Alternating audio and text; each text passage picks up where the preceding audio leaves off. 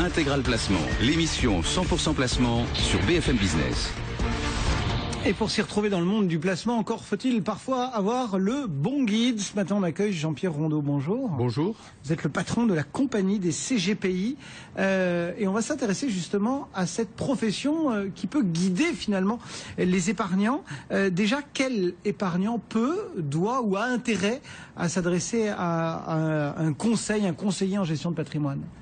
N'importe quel épargnant, mais sachant bien sûr que celui qui aura une taille trop petite peut avoir un problème pour rémunérer à juste titre un conseiller. Mais chaque conseiller est libre de choisir et nous avons des clients de toute taille. Et quelle est la première étape quand on a envie de s'adresser à un conseil en gestion de patrimoine ? C'est de le choisir. Et pour le choisir, j'ai recensé un certain nombre de points. Le premier, c'est de toute façon le bouche à oreille. C'est le meilleur moyen. Quand vous choisissez un notaire, un avocat, un commerçant, un artisan, le mieux, c'est de vous adresser à vos voisins, vos amis, etc., votre famille. Donc déjà, le bouche à oreille. Donc le bouche à oreille. Ensuite, il existe le site de l'ORIAS qui recense les CIF, donc qui sont contrôlés. Ça fait beaucoup d'abréviations, ça. ORIAS, CIF. Voilà.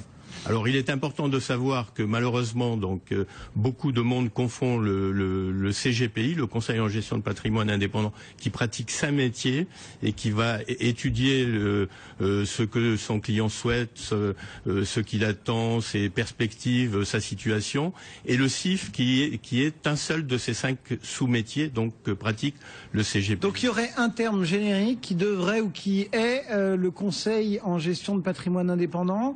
Et dans ce sigle, on peut caser tous les autres. On peut caser donc 5 sous-métiers, disons, ou composantes. Le premier, c'est le CIF, bien sûr, Conseil en investissement financier. En gros, c'est la bourse. Mais malheureusement, on y a rajouté un tas de produits que j'appelle électrons libres, notamment la défiscalisation, par exemple. Et donc, il y a une confusion. Ensuite, il existe l'assurance vie. Ensuite, ou l'assurance, tous les problèmes sociaux, etc. Ensuite, il existe l'IOBSP, intermédiaire en opérations de banque et services de paiement. Théoriquement, les opérations bancaires, essentiellement le crédit. Et puis, nous sommes souvent agents immobiliers, et en tout cas, on doit avoir les capacités de parler immobilier avec nos clients. Et puis, nous avons souvent la compétence juridique appropriée qui nous autorise à donner des conseils juridiques et fiscaux dans le cadre patrimonial, c'est-à-dire à titre accessoire. Lorsqu'on veut choisir un conseiller en gestion de patrimoine et qu'on n'a pas eu vent de qui que ce soit, qu'on n'a pas eu de retour par le bouche à oreille, est-ce qu'il faut regarder la formation du conseiller en gestion de patrimoine ? Est-ce qu'il y a des écoles, des universités particulièrement recommandées ? Il y a tous les diplômes de gestion de patrimoine, mais la première des choses que je conseille, c'est de regarder l'expérience. Qu'est-ce que tu sais faire plutôt que quels sont tes diplômes. Et ça, c'est le point le plus important à mon avis, sachant qu'il existe des jeunes qui sortent des écoles qui sont quand même bien formés, mais il vaut mieux que la personne que l'on choisit ait déjà eu une première expérience dans la banque, dans l'assurance. Bon, donc le bouche à oreille, le sigle quand même qui est important, la formation qui, oui. Et puis aussi sa capacité, et donc peut-être le fait d'être reconnu dans un réseau. Vous allez bien sûr plaider pour votre chapelle, mais la compagnie des CGPI, elle n'est pas seule, il y en a d'autres aussi. Je vous ai dit tout à l'heure que malheureusement on confondait CGPI et CIF, c'est que dans le CIF aujourd'hui, malheureusement l'État a commis de graves erreurs, et notamment de rentrer des métiers une fonction qui peut être très accessoire. Par exemple, des agents immobiliers qui font de la défiscalisation sont conduits à être CIF. Des réseaux de promoteurs immobiliers sont conduits à être CIF. Des assureurs IARD sont conduits à être CIF, et donc il faut en allant sur le site de l'ORIAS, qui est le site où on peut reconnaître les CIF, malheureusement on risque de tomber sur quelqu'un qui n'est pas un vrai CGPI. Voilà donc pour la façon dont on peut trouver ou catégoriser finalement tous ces intervenants du patrimoine. Lorsqu'on se retrouve en face à face avec son conseil, comment ça se passe la première fois? Il doit vous avoir donné une lettre d'entrée en relation qui va expliquer qui il est, quelles sont les fonctions qu'il exerce, à quelle association il appartient, et s'il a dans son capital un établissement de type bancaire par exemple. Une espèce de fiche. C'est une première fiche donc qu'il va remettre avant même de commencer un entretien. Ensuite, il va chercher à comprendre ce qu'est son client et donc il va remplir avec lui notamment un questionnaire qui va comprendre à la fois la situation du client, ses attentes, mais aussi une espèce de check-up, quoi. Le degré de risque qu'il accepte, absolument.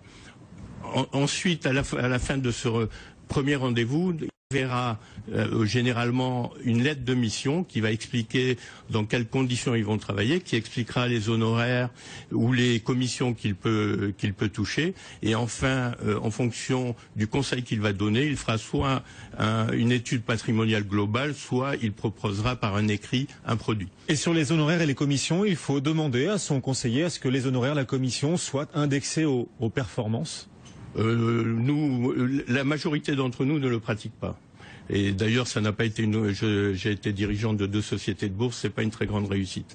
Donc voilà. Justement, cette question de la rémunération, elle est prégnante parce qu'il y a notamment une réglementation européenne qui est un petit peu sur le devant de la scène et qui, pour certains, va clairement menacer la survie même des CGPI. Tout le monde sait, et je suis le seul à vous le dire, mais tout le monde sait depuis septembre 2011 qu'on va conserver vraisemblablement, et plus que vraisemblablement, on va conserver les rétrocessions, parce que derrière, il y a aussi la réglementation assurance qui va suivre.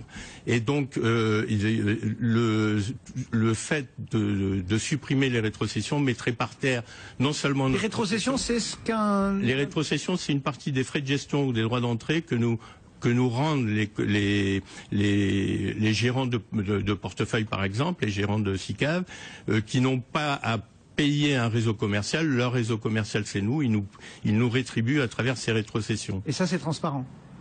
C'est transparent. Pour le client, nous lui donnons, pour ce qui nous concerne dans notre association, nous lui donnons les pourcentages que nous pouvons percevoir. Et de toute façon, il est écrit que le client, à l'issue donc des opérations, peut nous demander combien nous avons perçu sur les opérations que nous pratiquons avec lui. Bon, eh bien, on suivra ce dossier tout de même qui continuera à évoluer sans nul doute.